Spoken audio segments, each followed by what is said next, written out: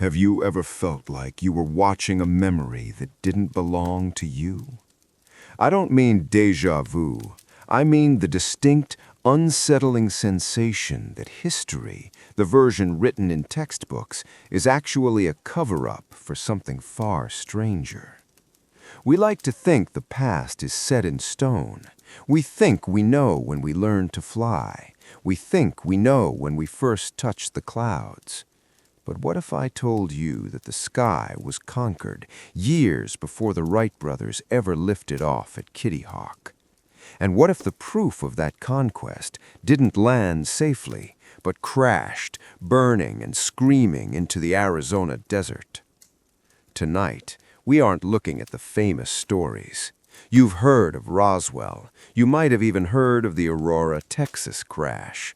But you haven't heard this one. This is the story of the smoke that rose over the Huachuca Mountains in 1897, a mystery that was buried not by the military, but time itself. So turn off the lights. Let your eyes adjust to the dark, because we are going back to a time when the desert was empty and the night sky was full of secrets. The year is 1897. To understand this mystery, you have to understand the world at that moment. The telephone was barely a teenager. The automobile was a rare, noisy curiosity.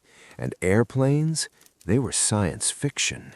If you wanted to fly, you used a balloon, and you drifted wherever the wind decided to take you. But in the spring of 1897, something impossible started happening across America. Thousands of people, police officers, judges, farmers, reported seeing a massive airship cruising against the wind. It started in California, then moved to Texas, and eventually the reports flooded the Arizona territory. Now, I know what you're thinking. It was just mass hysteria, right? People staring at Venus and getting excited. And sure, some of it probably was, but here is where it gets strange.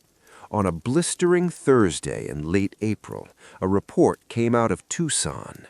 A rancher named Julian Boys was riding near the foothills of the Whetstone Mountains.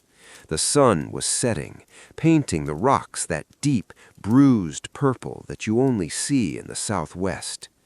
Boys claimed he heard a sound, not a bird, not a train, a hum, a low, vibrating, mechanical hum that seemed to vibrate in his teeth. He looked up, and there, hovering barely 200 feet above the scrub brush, was a vessel. It wasn't a saucer, it wasn't a tic-tac, it was a ship.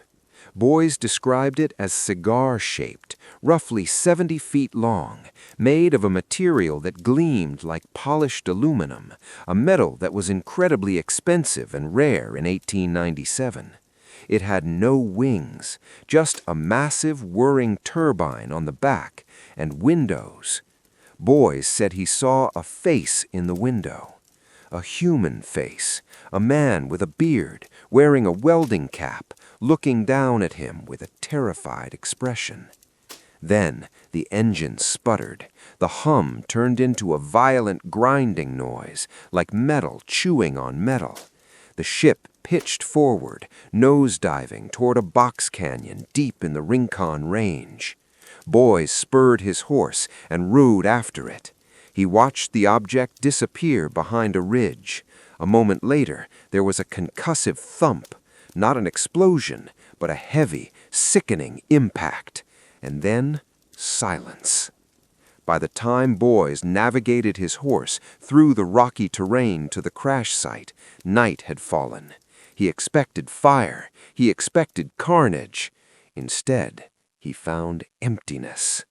The cactus was crushed. The rock face was scarred with fresh, metallic scrapes.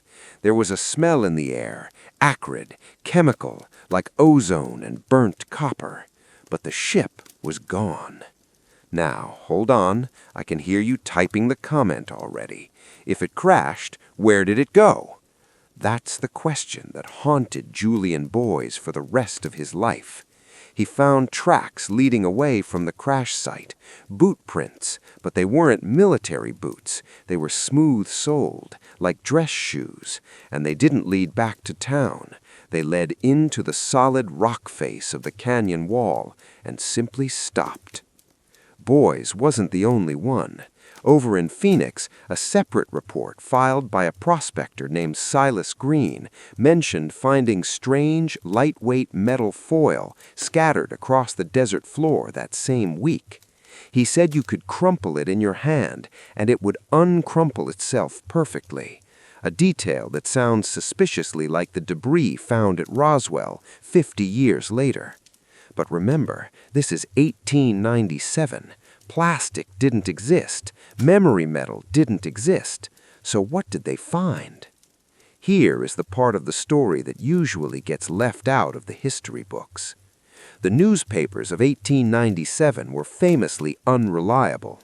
They called it yellow journalism. Editors would make up stories just to sell papers.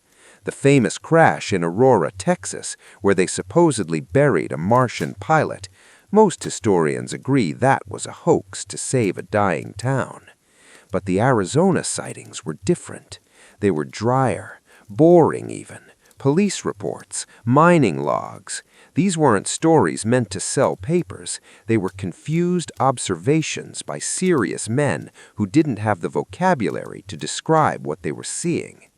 One theory began to circulate in the dive bars of Tucson. It wasn't aliens, it was the Sonora Aero Club. According to local legend, a group of German immigrants had been hiding out in the desert since the 1850s, secretly developing flight technology. They were led by a man who had discovered a chemical fuel, something he called the lifting fluid.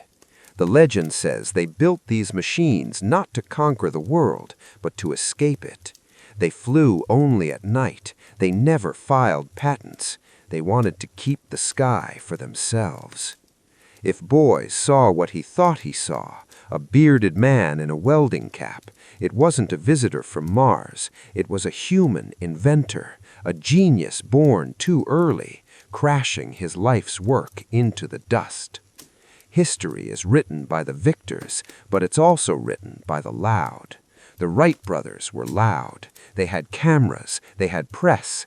The Arizona aviators, they had silence.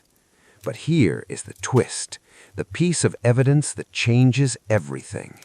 Years later, in the 1960s, a hiker in those same mountains found a small, peculiar artifact wedged into a crevice near the alleged crash site. It wasn't a laser gun. It wasn't an alien skull. It was a pair of spectacles, wire-rimmed, thick glass. But the glass was fused, melted. To melt optical glass, you need temperatures exceeding 2,600 degrees Fahrenheit. A wood fire can't do that. A kerosene lamp can't do that. Even crashing a wagon wouldn't do that. The only thing that burns that hot is high-grade aviation fuel, or a chemical reaction that didn't exist in the 19th century periodic table. Those glasses didn't belong to a cowboy. They belonged to someone who was looking closely at something very bright and very hot right before the lights went out. We look at the desert and we see emptiness. We see a graveyard for lost things. But maybe we're looking at it wrong. Maybe the desert isn't where things go to die. Maybe it's where the truth goes to hide. The Arizona airship of 1897 reminds us that the timeline of human history isn't a straight line. It's messy. It's full of loops and dead ends and forgotten geniuses who touched the sky and then vanished without a trace. It makes you wonder, what else is buried out there, just a few feet beneath the sand, waiting for the wind to shift? Are we the first to be this advanced? Or are we just the first to record it? That unsettled feeling you have right now, that's not fear. That's curiosity waking up. It's the part of you that knows the world is bigger than what you've been told. If you want to keep that curiosity alive, if you want to help us dig up the secrets that history tried to bury, do me a favor. Join the Mystery Kode community. Click that subscribe button, not for me, but for the mystery.